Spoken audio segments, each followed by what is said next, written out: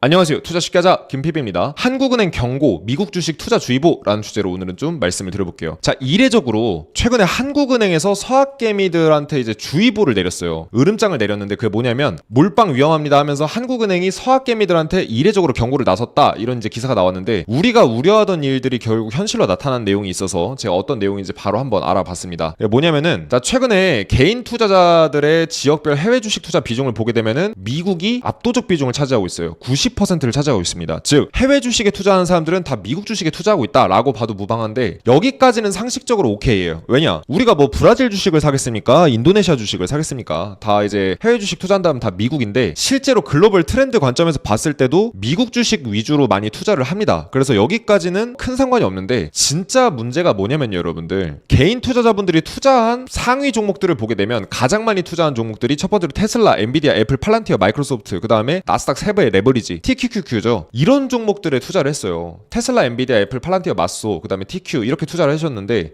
이런 이제 좀 아무래도 주가가 변동성이 크고 뭔가 시장에서 인기가 많았던 종목에 투자를 했거든요. 근데 결과가 어떻게 되냐면 상당히 충격적입니다. 첫 번째, 테슬라. 개인 투자자들이 가장 많이 투자한 종목이 테슬라거든요. 테슬라 최근에 44%까지 깨졌고, 최대로는 최근까지 55%가 깨졌습니다. 3달 동안. 엔비디아 최대 낙폭 31%, 최근까지 25%, 약간 반등해서 그나마 25% 하락을 했고요. 1억을 투자했으면 2,500만 원 까먹는 거죠. 애플 같은 경우에도 10%대 하락을 했고, 팔란티어도 최대 40%까지 깨졌다가 지금 살짝 올라와서 26% 기록을 하고 있고요.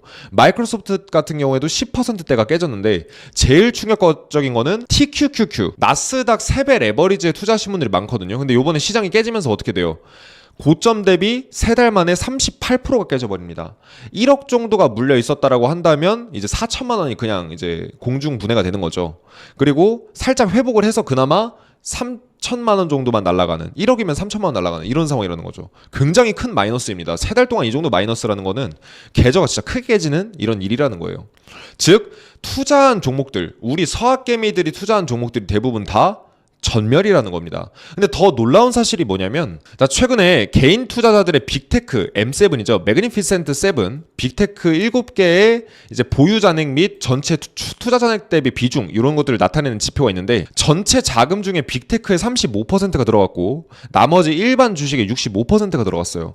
근데 요즘에 빅테크 위주로 주가가 많이 빠졌다라는 기사들이 많이 나왔거든요. 그러면은 오히려 빅테크 쪽에 이제 자금이 적게 들어갔으니까 괜찮지 않냐, 이렇게 생각하실 수도 있는데, 사실은 생각보다 더 심각한 상태입니다.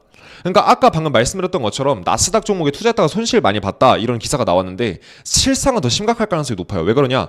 2023년부터 현재까지 한 대략적으로 1년이 넘는 시간 동안의 주가 흐름을 보게 되면 나스닥은 계속 우상향을 해왔어요. 근데 다우지수랑 러셀지수, 미국의 대기업이랑 중소기업 모아놓는 주가 지수를 보게 되면 나스닥에 비해서 너무 못 올랐죠. 그러니까 나스닥이 고공행진할 때 얘네들은 거의 못 올랐습니다.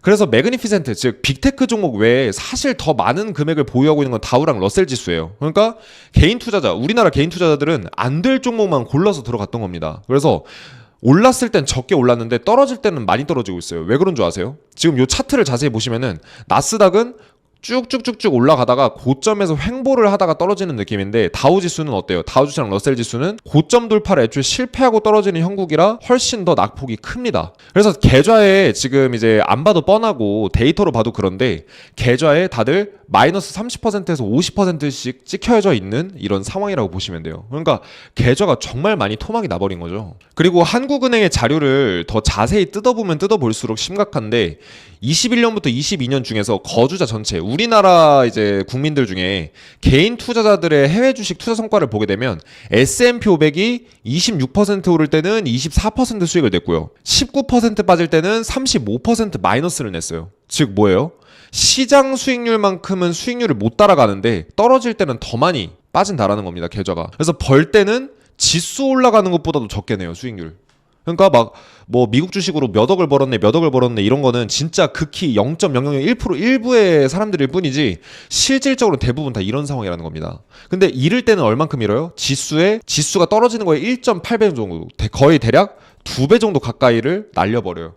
벌 때는 시장이랑 비슷하게, 날릴 때는 지수보다 2배로. 어떻게 생각하시나요? 실제 상황은 제가 봤을 때 조금 더 심각할 것으로 저는 추정을 하고 있습니다. 제가 이따 커뮤니티 반응 같은 것도 보여드릴 건데, 믿고 버텼더니 초대박, 한국인 벼락부자 만들었다.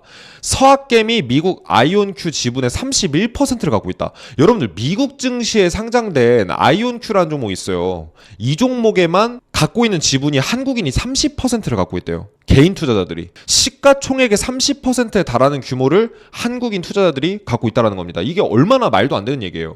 3분의 1의 지분이 다 서학개미 거고 우리나라 투자자들이 다 들어갔다는 거예요. 사실 그러니까 뭐 버텼더니 초대박이니 뭐니 이런 얘기 들리면 사실 그때가 매도 신호거든요. 그리고 실제로 닷컴 버블 때랑 정말 똑같습니다. 닷컴 버블 때도 오늘 사니까 내일 미친 듯이 올랐다, 막 이런 기사들이 되게 많이 들렸었거든요. 근데 결과는 어떻게 됐냐? 자, 아이온큐 결국 어떻게 됐냐? 저 기사 나오고 나서 아이온큐가 마이너스 55%를 기록을 했어요. 한국 개인 투자들이 손대잖아요? 그럼 그 주식은 무조건 전멸입니다. 이건 거의 뭐 타노스라고 봐도 될 정도예요. 한편으로는 사실 씁쓸하기도 하죠. 우리나라 투자자들이 돈을 벌어야 국부가 이제 많이 느는데, 이렇게 개인 투자자들이 자꾸 손실을 많이 낸다라는 거는 별로 좋은 신호는 아니겠죠. 그래서 외화벌이는커녕 오히려 해외에다가 재산을 갖다 바치고 있습니다. 해외 기관들이랑 해외 투자자들만 돈 벌어주는 이런 상황이라고 봐야 될 것 같아요. 근데 중요한 사실은 뭐냐? 개인 투자자들이 이렇게 돈을 많이 잃고 있는데 아직 나스닥 같은 경우는 겨우 10%밖에 하락을 안 했어요. 그러면 나스닥이 20% 깨지면 어떻게 될까요? 진짜 재앙이겠죠. 제가 커뮤니티에서 좀 이제 그 개인 투자자들의 어떤 심리나 동향 같은 걸 좀 살펴봤는데, 우리나라에서 굉장히 유명한 직장인 커뮤니티인 블라인드 내용을 한번 살펴보겠습니다. 3일 전에 올라온 게시글 중에 팔란티어 지금 들어가면 너무 늦었나? 이런 글이 나왔어요. 아까 30% 넘게 주가 깨진 종목이죠. 개 늦었지. 그러니까 이미 매수 타이밍 지났다 이거예요. 너무 늦었다고 생각될 때가 진짜 늦었다. 세일 끝났어. 112층 주민. 분할 매수 시작해라. 들어와도 됨. 고점에서 어차피 많이 떨어졌기 때문에.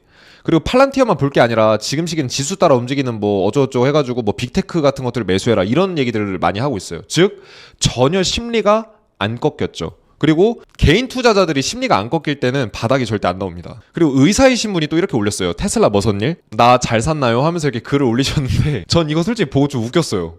여기 이제 댓글을 보면은 세일할 때 최저가에 구매하셨네요. 의사는 아무나 하는 게 아니네. 아, 개부럽다. 역시 배운 분. 뭐 이러면서 이제 뭐 의사분께서 이렇게 댓글도 이렇게 남겨주시는데 아주 쿵짝쿵짝 박자가 잘 맞죠.